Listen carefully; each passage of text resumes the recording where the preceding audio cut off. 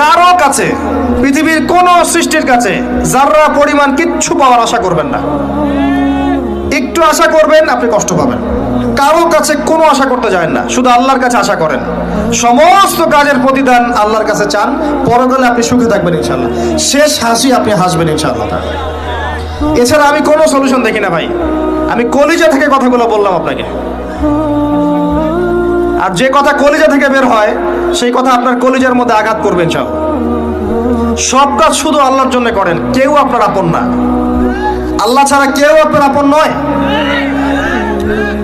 আপনি ভুল করবেন যদি আপনি অন্য কাউকে আপন মনে করেন। আপনার পলিটিক্যাল লিডার, আপনার প্রশাসনের স্যার, আপনার পরিবারের স্ত্রী, আপনার সন্তান, হাবি হাবি যা যা আছে, যদি মনে করেন আমার আপনজন, আপনি ভুল করবেন।